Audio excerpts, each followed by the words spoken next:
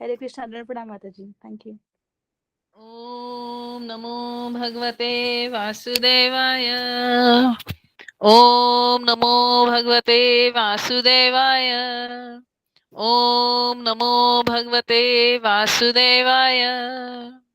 नारायणं नमस्कृत्यं नरं चैव नरोत्तमं देवीं सरस्वतीं व्यासं ततो जयमुदीरये। नष्टप्रायेषु अभद्रेषु नित्यं भागवत सेवया भगवती उत्तम श्लोके भक्तिर्भवती नष्टकी। ग्रंथराज श्रीमद् भागवतम की जय। शिल प्रभुपाद की जय। गुरु महाराज की जय। आप सभी भक्तवृंद की जय। हरे कृष्णा। तो नमो विष्णुपादाय कृष्णपृष्ठाय भूतले श्रीमते कृतदास्य अधिकारी इति नामिने। नमो विष्णुपादाय कृष्णपृष्ठाय भूतले श्रीमते भक्तिवेदांत स्वामिनिति नामिने। नमस्ते सरस्वते देवे गौरवाणी प्रचारिणे निर्विशेष शून्यवादी पाश्चात्य देशतारिणे। आज हम करने वाले हैं स्कंद 1 अध्याय 1 और श्लोक संख्या 15 1115। तो हमने कल एक बहुत ही महत्वपूर्ण श्लोक किया था। आपन्न संसृतिम घोराम यन्नाम विविशो गृणन तत्सद्यो विमुचेत यत विभेति स्वयं भयम। भगवान का नाम जो है, भगवान का नाम जो है वो क्या है? भय को भी भयभीत करता है। इसलिए यदि कोई विवशता से भी उसे ले ले तो इस घोर संस्कृति में यानी जन्म मृत्यु के चक्र में पड़ा हुआ व्यक्ति भी तुरंत मुक्ति की राह पर चल पड़ता है। विमुचेत ततो सद्यो विमुचेत, तुरंत चल पड़ता है। तो आ, कितना महत्वपूर्ण है नाम का आश्रय, हम इस श्लोक से समझ सकते हैं।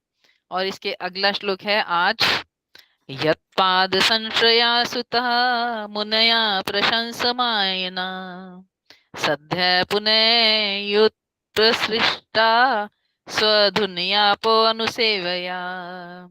यत्पाद संश्रया सुत मुनया प्रशमायना सद्य पुनन्ति उपसृष्टा स्वधुनी आप अनुसेवया। तो हम सब ने तो सुना है कि गंगा जल पवित्र करता है। इस भूमि पे सबसे ज्यादा पवित्र कौन करता है? गंगा जल। आपने कह दिया कि नाम, तो क्या दोनों का क्या विचार है? तो मुनि आगे अपनी बात का क्लियरेंस देते हैं। कहते हैं, हे सूत गोस्वामी, जिन महान ऋषियों ने पूर्ण रूप से भगवान के चरण कमलों की शरण ग्रहण कर ली है, वे अपने संपर्क में आने वालों को तुरंत पवित्र कर देते हैं, जबकि गंगा जल दीर्घ काल तक उपयोग करने के बाद ही पवित्र कर पाता है। तो ये गंगा जल जो है उसकी महिमा क्या है कि जब उसे दीर्घ काल तक उपयोग किया जाता है तो उससे हमारा जो है वो अपवित्रता नष्ट हो जाती है, उससे हम पवित्र हो जाते हैं। तो गंगा जल का ना सेवन करना पड़ता है। यानी गंगा जल क्या करेगा, आपको गंगा जी से जाकर शुद्ध जल लाना पड़ेगा, फिर उसका नियम पूर्वक सेवन करना पड़ेगा, तब जाके वो क्या करेगा, आपका धीरे धीरे प्यूरिफिकेशन करेगा।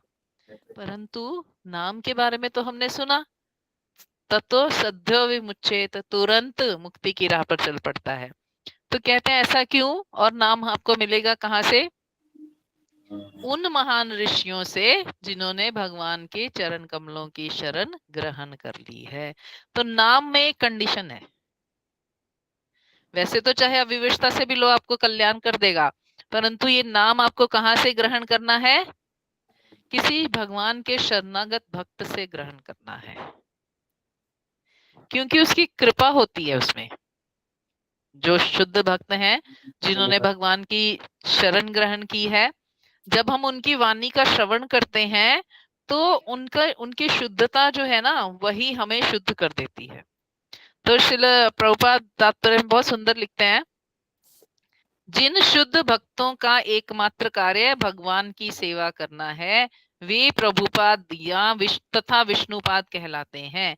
ऐसे भक्तों के भगवान के चरण कमल के प्रतिनिधि होने का द्योतक है। तो विष्णुपाद या प्रभुपाद का अर्थ क्या है? इस व्यक्ति ने भगवान के चरण कमल की पूर्णतः शरण ग्रहण की है, विष्णु चरण की। यहाँ प्रभु प्रभु यानी भगवान विष्णु, तो विष्णु की 100% शरण ग्रहण की है, ऐसे व्यक्ति को क्या कहा गया? प्रभुपाद, विष्णुपाद। तो इसीलिए हमें जो हमारे वैष्णव गुरु होते हैं उनके नाम के आगे हम विष्णुपाद लगाते हैं, या प्रभुपाद लगा। नमः ओम विष्णुपाद कृष्ण, नमः ओम विष्णुपादाय कृष्ण पृष्ठाय भूतले, है ना। विष्णुपादाय, उन्होंने विष्णु के चरण कमल की शरण ग्रहण की है। मैं ऐसे गुरु को प्रणाम करता हूँ जो 100% सरेंडर है। नमः ओम विष्णुपादाय, जिन्होंने चरण कमल की शरण ग्रहण की है। किस लिए? कृष्ण पृष्ठाय भूतले। तो जब उन्होंने शरण ली तो कृष्ण ने उनको भेज दिया। किस लिए भेज दिया? अपने प्रेम का वितरण करने के लिए इस भौतिक जगत में भेज दिया। भूतले, कृष्ण पृष्ठाय भूतले, कृष्ण ने भेज दिया इस भूतल पे। और फिर आके उन्होंने क्या किया?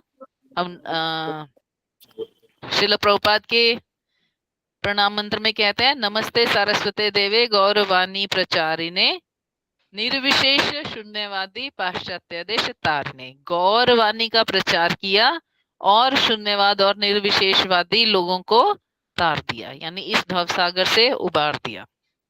तो ये है विष्णुपाद या प्रभुपाद का अर्थ, कि वो 100% शरणागत हैं।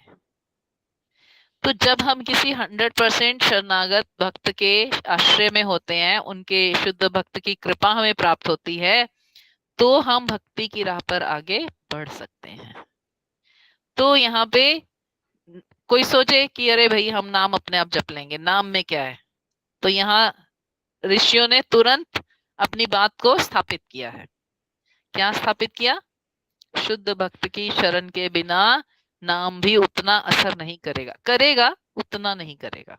जैसे होता है ना, गुरु महाराज कहते हैं कुछ कुछ औषधियों में कुछ कुछ नियम होते हैं। जैसे किसी औषधि का नियम होता है कि इसको गर्म पानी में घोल के पीना चाहिए। किसी औषधि का नियम होता है कि इसको खाना खाने से पहले खाएंगे। जैसे ये जो हम गैस वगैरह की दवाई लेते हैं, उसको सुबह उठते ही खाली पेट खा लो तो उसका असर अच्छा होता है, और अगर आप बीच में कभी भी खाते हो तो उसका असर उतना अच्छे से नहीं होता। तो इसी प्रकार दवाई में असर तो है, परंतु यदि हम इसे नियम पूर्वक ग्रहण करेंगे तो उसका असर जो होगा वो अच्छा होगा, और यदि नियम पूर्वक ग्रहण नहीं करेंगे, मनमाने तरह से उसका सेवन करेंगे, तो वो हमें ठीक नहीं कर पाएगी।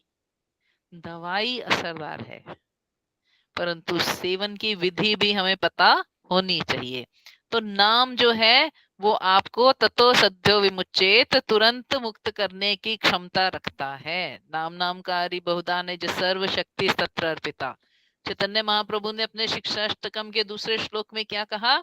नाम जो है ना, वो नामकारी, यानी जितने भगवान शक्तिशाली हैं उतना ही नाम शक्तिशाली है, परंतु उसमें सारी शक्तियां हैं, तत्र अर्पिता, सारी शक्तियां उसमें अर्पित कर दी हैं।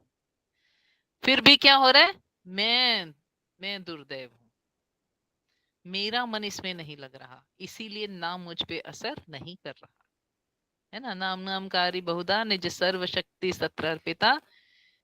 तो सारी शक्तियां इस नाम में भगवान ने रख दी हैं। जितनी शक्ति भगवान में है उतनी शक्ति उनके नाम में है। नाम नामी अभिन्नत्व, नाम और नामी अभिन्न है। तो इस तरह भगवान का नाम हमें पवित्र करता है। और गंगा जल की क्या महिमा है जी? गंगा जल भी हमें पवित्र करता है। गंगा जल को क्या कहा गया? स्वरधुनी, यानी ये स्वर्ग से आया हुआ जल है। तो स्वर्ग यानी ऊपर के लोकों से, तो ब्रह्मा जी ब्रह्मलोक से। और यदि हम बहुत सुंदर भाव में देखेंगे तो ये कारण समुद्र का जल है। जो गंगा जी का जल है वो इस भौतिक जगत का जल ही नहीं है, यानी स्वर्ग ब्रह्मलोक का जल नहीं है। वो कहाँ का जल है? वो कारण समुद्र में जो भगवान विष्णु शयन करते हैं, कर्णोदकाई विष्णु कारण समुद्र में जो शयन करते हैं, उस समुद्र का जल है ये। जब भगवान वामन ने अपना पैर फैलाया तो उनका पैर जो था, वो उनके पैर का नाखून जो था, इस ब्रह्मांड के बाहर के आवरण को छेद कर उसमें पहुंच गया। तो उस छेद से ये जल अंदर आया, तो ब्रह्मा जी ने उसे अपने कमंडल में रख लिया, और कालांतर में भगीरथ नाम के एक राजा थे जिन्होंने भगवान की तपस्या करके इसे धराधाम पर प्रकट किया। तो ये जो गंगा जल है, ये इस भौतिक ब्रह्मांड का जल नहीं है, ये कारण समुद्र का जल है। इसीलिए ये हमें पवित्र करता है। परंतु हम बार बार क्या करते हैं, अपने आप को अपवित्र कर लेते हैं, फिर सेवन करते हैं, फिर अपवित्र, फिर अपवित्र, फिर अपवित्र, तो बहुत समय लग जाता है। परंतु शुद्ध भक्त क्या करते हैं, तुरंत जैसे भक्त संग होगा आपकी पवित्रता शुरू, आपकी भक्ति शुरू, है ना। तो इस प्रकार श्रील प्रभुपाद तात्पर्य की लास्ट लाइन में कहते हैं, शुद्ध भक्त का निष्ठावान शिष्य अपने गुरु को भगवान के तुल्य मानता है, किंतु अपने आप को भगवान के दास का भी दास समझता है। यही शुद्ध भक्ति का मार्ग है। क्या समझना है, श्रील प्रभुपाद डायरेक्ट समझ दे रहे हैं हमें। गुरु में और भगवान में अंतर नहीं करना। हमारी जितनी श्रद्धा गुरु में होती है, जितनी श्रद्धा भगवान में होती है, वो बराबर होनी चाहिए। यथा देवे परा भक्ति तथा गुरु, जितनी देवता यानी भगवान में जितनी भक्ति है उतनी ही गुरु में होनी चाहिए, है ना। तो हमारा काम सिद्ध हो जाएगा। यानी शुद्ध भक्त में उतनी ही दृढ़ता से हम श्रद्धा रखेंगे तो हमारा प्यूरिफिकेशन तुरंत हो जाएगा। कहते हैं कि अच्छा, ये ऐसा करने से हो जाएगा,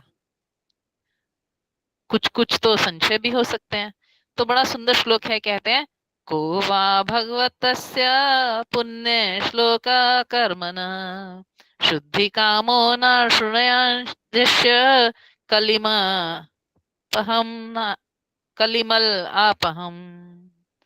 को वा भगवतस्य पुण्य श्लोकीडया कर्मण शुद्धि कामः न शृणुयात् यश कलिमल अपहम।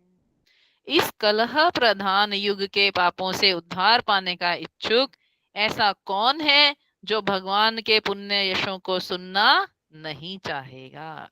तो शुद्ध भक्त के थ्रू हमारा शुद्धिकरण कैसे होता है, उनकी कथा के श्रवण से, उनके मुख से जब हम नाम सुनते हैं, उनके मुख से जब हम कृष्ण कथा सुनते हैं, तो हमारा शुद्धिकरण होता है।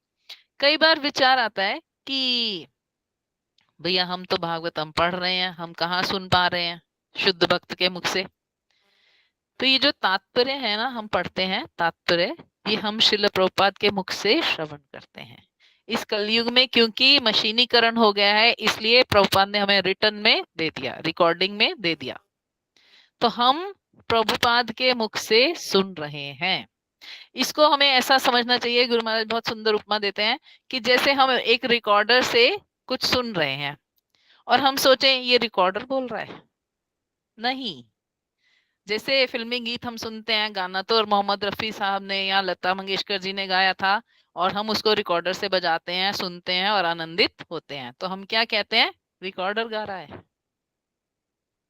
नहीं, मोहम्मद रफी या लता मंगेशकर गा रहे हैं। उसी प्रकार हमें ये अनुभव में रखना है कि हम जो तात्पर्य बोल रहे हैं, ये श्रील प्रभुपाद हमें सुना रहे हैं, ये हमें समझा रहे हैं।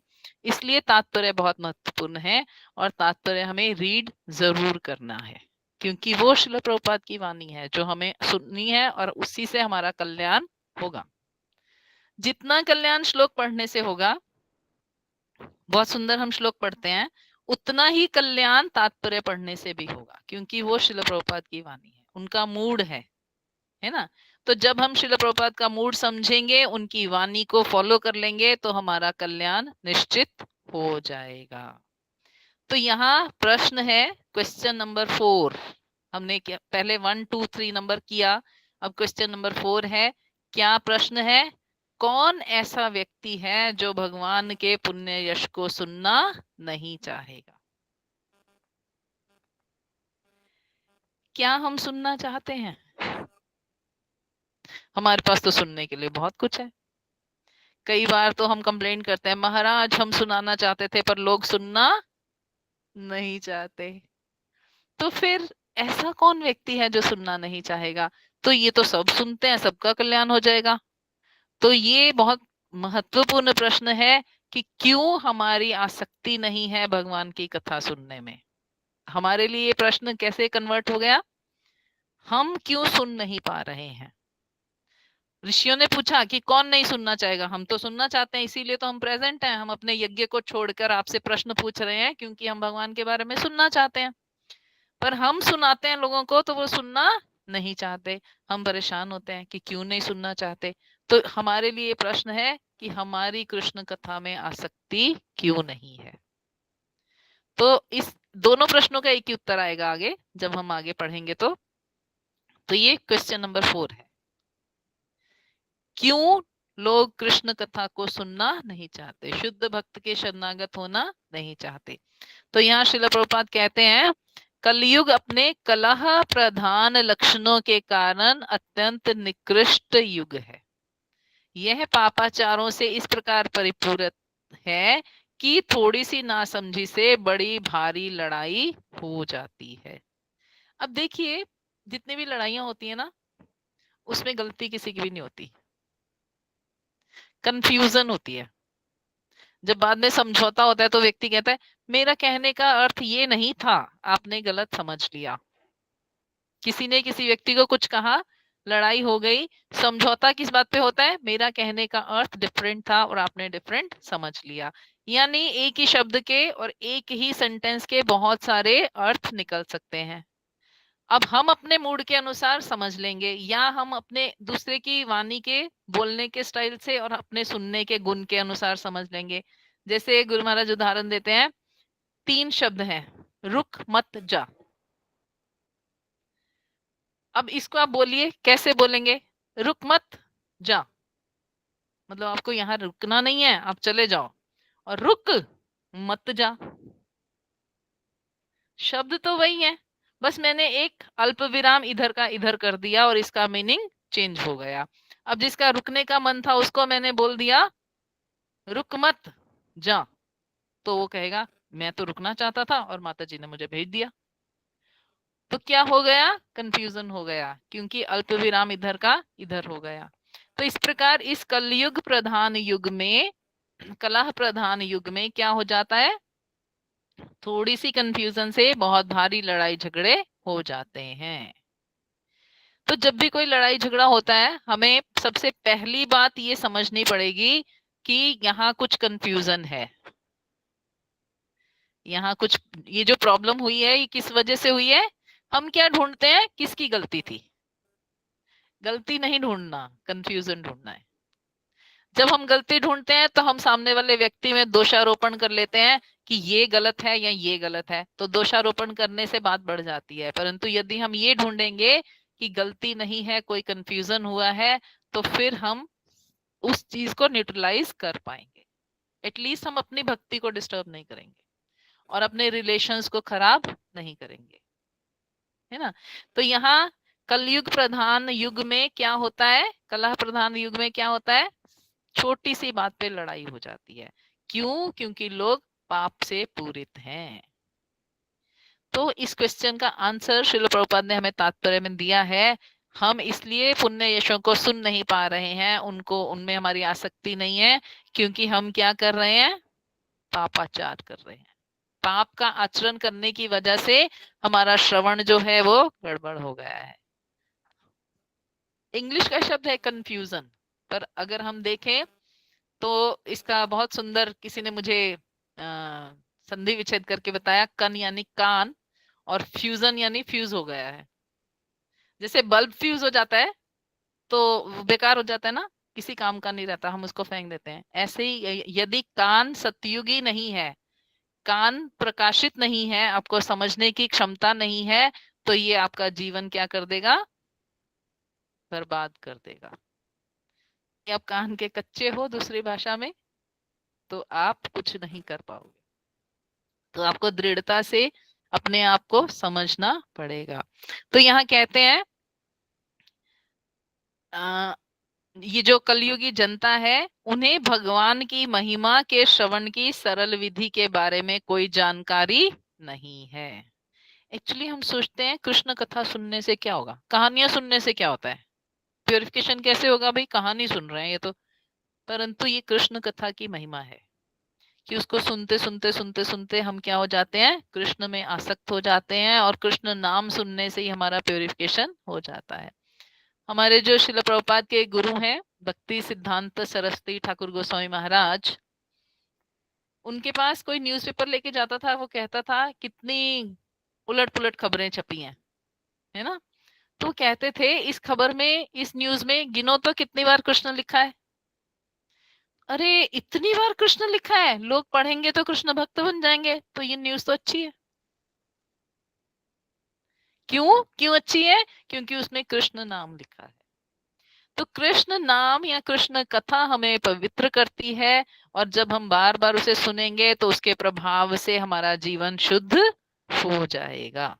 ये चीज हमें कंफर्म नहीं है, ये हमें, हमारी इसमें श्रद्धा अभी डेवलप नहीं हुई, इसमें आसक्ति हमारी डेवलप नहीं हुई, तो इसीलिए हम सुनना नहीं चाहते।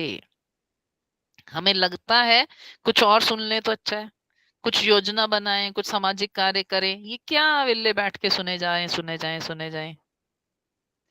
तो एक्चुअली श्रवण ही महत्वपूर्ण है। जब हम सुनेंगे तो ये श्रवण हमारे हृदय का मैल जो है वो निकाल देगा, और उसमें जो है एक्चुअली कृष्ण, वो हमें दिखाई देंगे।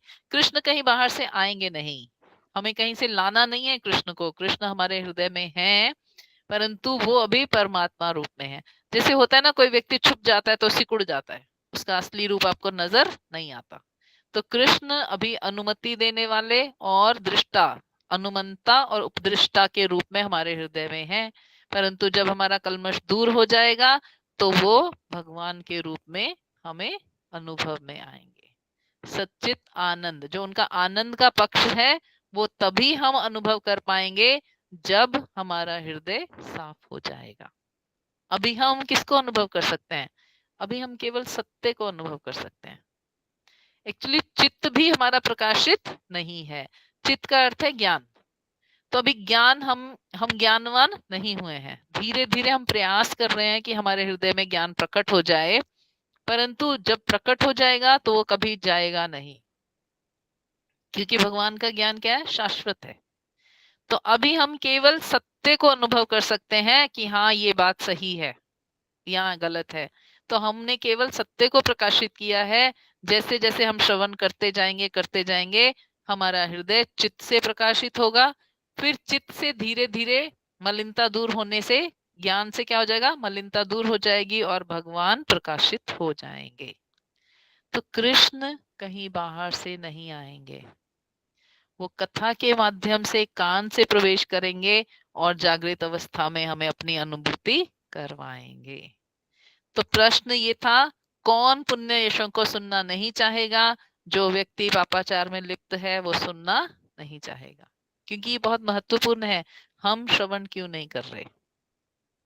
हमारे पास सुनने के लिए इतना मटेरियल है, इतना मटेरियल है, फिर भी हम श्रवण नहीं कर पा रहे। तो यही कारण है, क्योंकि हमसे जाने अनजाने पाप बन रहे हैं, है ना। जिस दिन आपसे पाप नहीं होगा उस दिन आपको सुनने में बहुत अच्छा लगेगा। ये एक सबसे सुंदर नापने का पैमाना है। जैसे हम कभी एनबीएस में क्लास दे रहे होते हैं, कभी कभी 200 लोग भी होते हैं, कभी 150 भी होते हैं। अब सोचिए उन 150 या 200 लोगों में से 10 लोगों को या 20 लोगों को क्लास बहुत अच्छी लगती है, 50 लोग नॉर्मल होते हैं, 20-50 लोग न्यूट्रल होते हैं कि ठीक है सुन लिया तो हो गया, और 20-50 ऐसे भी होते हैं जिनको अच्छी नहीं लग रही होती, वो बीच में ही छोड़ देते हैं क्लास। तो क्लास तो एक ही चल रही थी, तो सबका अलग अलग भाव क्यों है? किसी से कोई अपराध बन गया है, कोई प्यूरिफाइड है, कोई जप करके बैठा है तो भगवान के शुद्ध सत्व गुण में बैठा है।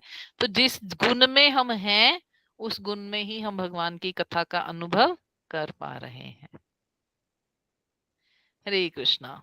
तो हमारा समय लगभग हो गया है। नेक्स्ट श्लोक संख्या 17 हम कल करेंगे, कल नहीं, फ्राइडे। तो आज के श्लोका में किसी का कुछ एडिशन हो या प्रश्न हो तो कर सकते हैं। हरि बोल। All glories to Guru Maharaj, all glories to Guru Maharaj, all glories to Guru Maharaj. Guru Maharaj की जय, श्रील प्रभुपाद की जय, श्रीमद् भागवत महापुराण की जय.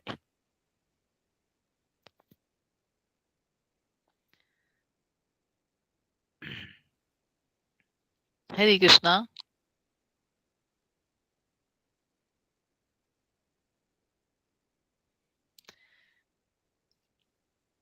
तो प्रश्न नहीं है तो हम यहाँ विराम दे सकते हैं.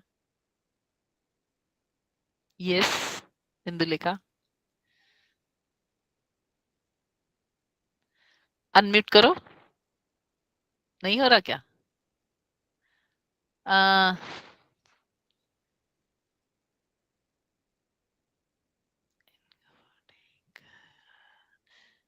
हरे कृष्णा माता जी, प्रणाम।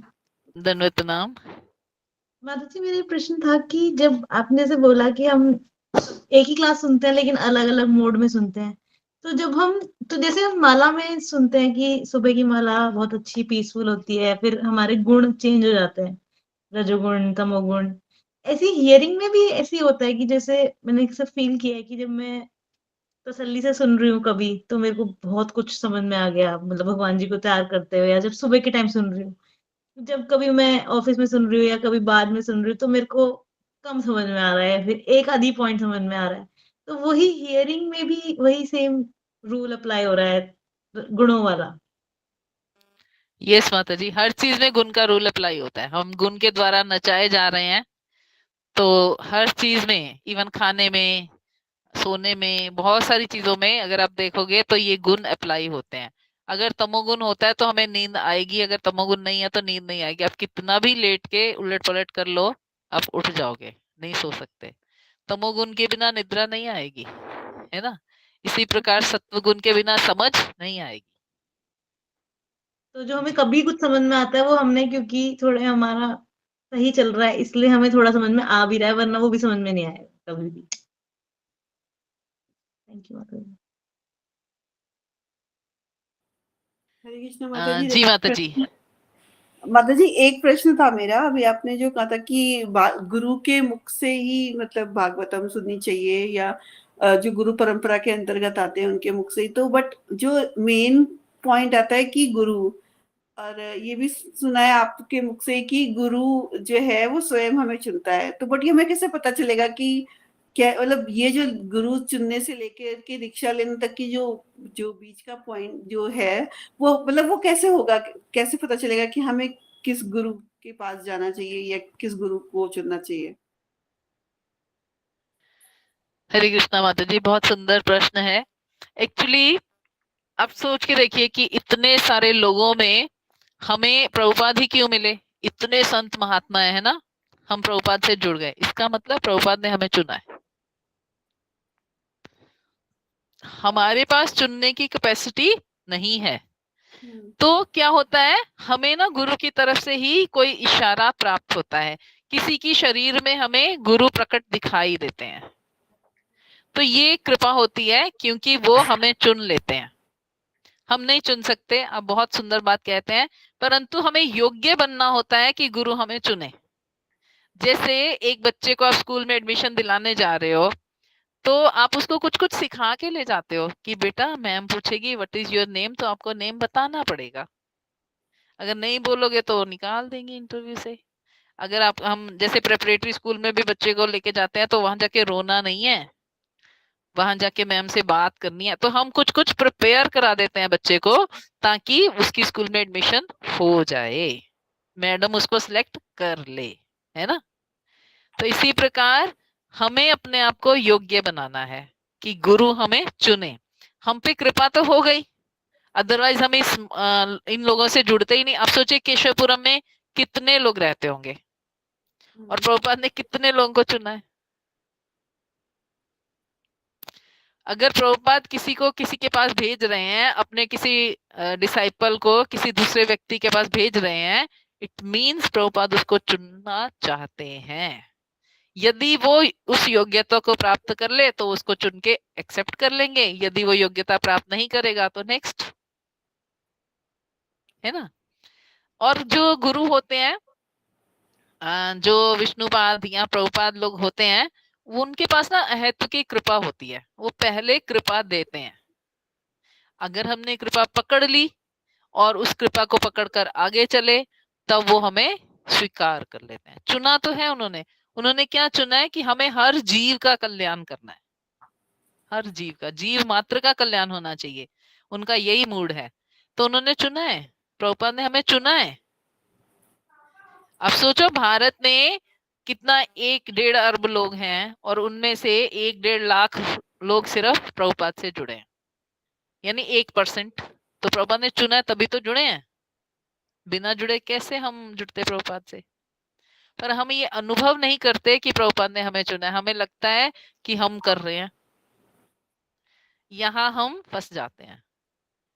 अगर हम सुने प्रभुपाद ने हमें चुना है, अरे भाई चुना है तो वो हमारा कल्याण करेंगे, हम उनके शेल्टर में चले जाते हैं, तो तुरंत क्या हो जाएगा, हमारा कार्य सिद्ध हो जाएगा। तो हमारा कार्य सिद्ध हो जाएगा क्योंकि हमने माना नहीं कि उन्होंने हमें चुना है। अदरवाइज कृष्ण चैतन्य प्रभु जी हम पे कृपा क्यों करते, क्यों हमें उनका दर्शन हो जाता, वो मायापुर छोड़ के यहाँ क्यों बैठे होते? क्योंकि प्रभुपाद ने हमें चुना है और प्रभुपाद ने उनको बोला है कि नहीं तुम जाके उनका कल्याण करो, मैंने उनको चुना है कल्याण के लिए। वो योग्यता प्राप्त कर रहे हैं, उनको उनकी योग्यता बढ़वा दो। तो जो शिक्षा गुरु होते हैं या जो मध्यम अधिकारी होते हैं वो क्या करते हैं, नॉर्मल लोगों को मध्यम या कनिष्ठ के लेवल तक लेके आते हैं, पर किसकी आज्ञा से? उत्तम अधिकारी की आज्ञा से, है ना। तो हमें चुना गया है, पर अब हम उस योग्यता को पकड़ के आगे बढ़ते हैं या उस चुनाव से बाहर निकल जाते हैं। इतनी माइन्यूट जो इंडिपेंडेंस है वो हमें दी गई है। जैसे होता है ना, आपने 6 स्कूल में फॉर्म भर दिया, अब सिलेक्ट 4 स्कूलों में कर लिया बच्चे को, तो आप जाओगे तो एक में ही, बाकी 3 आप छोड़ दोगे। तो हम प्रभुपाद को छोड़ें या पकड़ें, प्रभुपाद ने हमें चुना है, ये हमें समझना पड़ेगा। लेकिन माता जी जैसे आजकल इतना सोशल मीडिया का है कि everything is available on the social networking, तो उसमें सारे गुरु, मोस्टली गुरु जो है या जो दीक्षा गुरु होते हैं वो सारे अपने अपने मतलब उनकी रील्स या इस तरीके के वीडियोस आते रहते हैं। तो जब किसी और गुरु का भी सुनते हैं तो बहुत अच्छा लगता है सुनने में, जैसे पुंडरीक महाराज जी हो गए, इंद्रेश उपाध्याय जी हो गए या प्रेमानंद महाराज जी हो गए, तो ऐसे डाइवर्जन नहीं हो जाता, मतलब सबका ही अच्छा लग रहा है सुनने में, सबका ही मतलब ऐसा लग रहा है कि हाँ मतलब अच्छी बातें बोल रहे हैं तो सबको ही अच्छा लग रहा है, तो ऐसे कंफ्यूजन सा नहीं हो जाता माता जी किधर माता जी जाए? मैंने उदाहरण तो पहले दिया ना, 6 स्कूल में आपने फॉर्म भर दिया। तो फिर भगवान को ये ऑप्शन हमें नहीं देना चाहिए ना कि हम चुने, क्योंकि नहीं, हम तो भगवान ऐसे ही। बहुत दयालु हैं, वो ऑप्शंस देते हैं, वो बोलते हैं कि हाँ, परंतु आपको याद रखना पड़ेगा आपके पास कौन आया। जैसे मैं याद रखूंगी कि मेरे पास राधिका गुरु लेके आई कि गुरु महाराज से मिलो, है ना, और गुरु महाराज बोलते हैं यदि तुम्हारा राह गुरु तुमने भुला दिया, तुम्हें भक्ति की राह में ले जाने वाला कौन है, किसने तुम्हें इंट्रोड्यूस किया, यदि तुम ये भूल गए तो इसका मतलब तुम खो गए। मैंने एक बार गुरु महाराज को बोला, कुछ बात चल रही थी तो मैंने बोला महाराज वो नहीं आई राधिका के लिए। महाराज ने बोला वो नहीं आई, तुम आई हो, तो मैं देख रहा हूँ राधिका तुमसे पहले चल के आ रही है। महाराज को मेरे से आगे एक कदम राधिका नजर आ रही है कि राधिका इसको लेके आई है, तो राधिका इससे पहले आ रही है, फिर पीछे पीछे ये आ रही है, तो ये है उनकी दृष्टि। अब मैंने राधिका को हटा दिया तो मैं स्वयं हट गई, मैं कहीं और धक्के खा रही हूँ। तो महाराज फिर मुझे चुने हुए को भी महाराज बोलते हैं तुमने सिलेक्ट नहीं किया, तो मैंने छोड़ दिया, मैं दूसरे का कल्याण करूंगा। तो अब मैं जब भी महाराज के पास जाती हूँ 2 बार प्रणाम करती हूँ। क्यों? मुझे पता है महाराज को पहले राधिका दिखाई दी है, तो पहला प्रणाम तो महाराज ने राधिका की तरफ से लिया है। फिर दूसरी बार मैं प्रणाम करके रुक जाती हूँ कि महाराज अब मुझे आशीर्वाद दो, कि अब मुझे देख रहे हो, अब आप मुझे आशीर्वाद दो। तो फिर महाराज भी हंसेंगे और सर पे हाथ लगाएंगे कि हाँ मैं तुम्हें आशीर्वाद देता हूँ। तो यदि हमारे पास जो आया हम उस राह गुरु को भूल गए और हम इधर उधर से मीडिया में बुक्स में खो गए, तो फिर हम खो गए ना। प्रभुपाद ने तो हमें चुना है और अपना एक प्रतिनिधि हमारे पास भेजा, पर हम सोच रहे हैं हम ज्यादा बुद्धिमान है, हम चुन लेते हैं। हाँ, यही और मुख है। जहां तक आपने बोला अच्छा लगेगा, कृष्ण कथा ही अच्छी है, वो किसी के मुख से भी आप सुनोगे वो अच्छी लगेगी, परंतु आपको कौन सा रास्ता पकड़ना है। अच्छा, मैं आपसे एक प्रश्न पूछती हूँ। आपकी बिटिया छोटी सी है, अब वो टीचर बनना चाहती है, मान लो वो टीचर बनना चाहती है, तो क्या डॉक्टर इंजीनियर का प्रोफेशन खराब है? नहीं। नहीं, प्रोफेशन तो वो भी अच्छे हैं। तो आप उसको कन्विंस करो कि तू डॉक्टर भी बन जा, तू इंजीनियर भी बन जा, तू पॉलिटिशियन भी बन जा, तू समाज सेवी भी बन जा, तू टीचर भी बन जा। क्या ये पॉसिबल है? नहीं। नहीं। तो हम एक ही चीज को चुन सकते हैं और हमारे पास वो स्वतंत्रता है, परंतु यदि हम सारे सब्जेक्ट लेके पढ़ने बैठ जाएंगे तो अपना लक्ष्य खो देंगे। तो बेस्ट क्या है, हम एक को पकड़ें, उसके पास सीधा जाएं, और श्रील प्रभुपाद ने इसको कहा है ब्लाइंडर लगाना, कि यदि हमें अपने रास्ते पर सीधा चलना है तो जैसे घोड़े को ब्लाइंडर लगा दिया जाता है कि वो आसपास की हरी घास ना देखे और सीधा सीधा चलता जाए, तो वो तुरंत रास्ते पे पहुंच जाता है। परंतु यदि ब्लाइंडर हटा दें, उसको दिख रहा है इधर हरी घास है, तो घास खाने चला जाएगा, वो रास्ते पे चलेगा नहीं। तो हम जब इधर उधर की चीजें सुन रहे हैं, इसका अर्थ क्या है, हमने ब्लाइंडर हटा दिया, हम भटकना शुरू हो गए। और कलयुग में 99% भटकन है, क्योंकि मीडिया हमें क्या कर रहा है, एक्सपोजर दे रहा है, तो हम भटक रहे हैं। बाकी युगों में मीडिया नहीं था तो लोग भटकते नहीं थे, जो उनके पास आया उसी को स्वीकार करके आगे बढ़ गए, है ना। तो इस मीडिया हम पे राज करें या हम मीडिया पे राज करें? हमारा रिमोट कंट्रोल हमारे हाथ में या मीडिया के हाथ में, कि जो वो दिखाएगा हम देख लेंगे। तो आज तो वो भक्ति में चैनल दिखा रहा है, कल को कोई मूवीज दिखाना शुरू कर देगा, कुछ और दिखाना शुरू कर देगा, तो हम भक्ति छोड़ के क्या उनमें चले जाएंगे? हमें तो एक बार को वो भी अच्छा लगेगा, है ना। तो चुना गया है आपको, पर आप उस चुनाव को स्वीकार करते हो कि छोड़ के भागते हो, ये आपके ऊपर निर्भर करेगा। और भक्ति में अगर आप जा रहे हो, कोई भी रास्ता गलत नहीं है माता जी, सारे रास्ते सही है, कोई लंबा है कोई छोटा है, यही डिफरेंस है बस, है ना। कोई लंबा है कोई छोटा है, ये डिफरेंस है। तो आपको लंबा रास्ता चुनना है, आपको छोटा रास्ता चुनना है, ये अब आपको समझ कब आएगा कि ये लंबा है ये छोटा है, ये समय पर निर्भर करेगा। तो इसलिए हमें स्वतंत्रता है चुनने की, और ये भगवान की बहुत बड़ी कृपा है कि हम चुन सकते हैं, परंतु हम चुने। बहुत सारे लोग क्या करते हैं, दूसरे संप्रदाय में जाते हैं फिर वापिस आते हैं, वहां पढ़ाया नहीं जाता। अब बताइए कौन से ऐसे संप्रदाय हैं जहां डेली भगवत गीता, भागवतम और चैतन्य चरितमृत की क्लासेस होती हैं? नहीं होती। वो अपनी मर्जी से कुछ भी बोलते हैं, परंतु नियम नहीं है कि डेली भागवतम क्लास होगी। इस्कॉन टेम्पल का नियम है, अगर सिर्फ एक जगन्नाथ जी रख के एक रूम में शुरू करते हैं तब भी नियम है।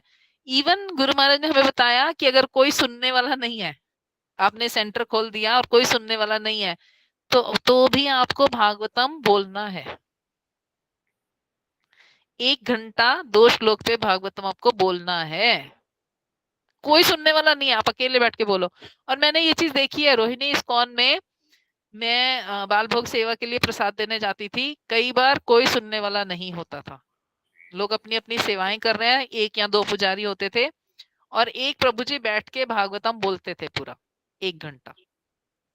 एक आध बार उन्होंने बोला माता जी आप बैठ जाइए, मैं बोलती थी प्रभु जी मेरे हस्बैंड बाहर खड़े हैं, मुझे अभी निकलना है वापस, तो भी वो बोलते थे। 1 घंटा भागवतम कक्षा होगी जरूर। ये इस्कॉन का नियम है, ये प्रभुपाद का नियम है, बाकी मंदिरों में तो कोई नियम नहीं है, नहीं है ना। तो फिर हमें हमें चुना गया, हमें बेस्ट चीज परोसी गई, अब हम उसे स्वीकार कर सकते हैं या छोड़ के कहीं और जाते हैं। इस्कॉन में शिक्षा के साथ कड़े नियम भी हैं, तो लोग जो भागते हैं ना वो कड़े नियमों से डर के भागते हैं, है ना।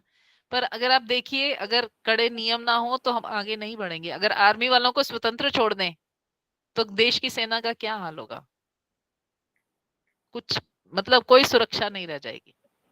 तो जितना कड़ा नियम उतनी सफलता की गारंटी।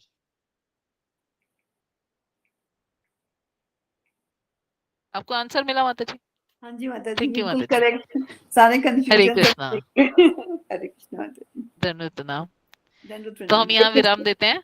हरे कृष्णा माता वांछा। जी। एक मिनट जी माता हरे जी, हरे कृष्णा। कृष्णा, दंडवत प्रणाम माता जी। जी माता जी बोलिए। माता जी आपने ये बड़ा अच्छा एग्जाम्पल दिया राधिका माता जी का। तो मैं समझ नहीं पाई राधिका माता जी ने आपको उनसे मिलवाया गुरु महाराज से, इसलिए आप कह रहे हो कि पहले राधिका आई फिर आप आयो। यस माता जी है बिल्कुल। ना? हाँ, यही समझ में आया मेरे भी। ठीक जी है। माता जी बिल्कुल बिल्कुल। हरे। और माता जी बताओ, अब कल का क्या है? कल की क्लास है ना, तो उसमें क्या करना है? Thursday class. माता जी मैसेज मैसेज। हाँ ठीक है माता जी, ठीक क्योंकि है वो ओके। बोल रही थी कि कोई आपने ना। ठीक है। चलो ठीक है, हरे कृष्णा हरे कृष्णा। वंशा कल्पतरुभ्यश्च कृपा सिन्धुभ्य एव च पतितानां पावनेभ्यो वैष्णवेभ्यो नमो नमः। अनंत कोटि वैष्णव वृंद की जय। शिल प्रभुपाद की जय। गुरु महाराज की जय। आप सभी भक्त वृंद की जय।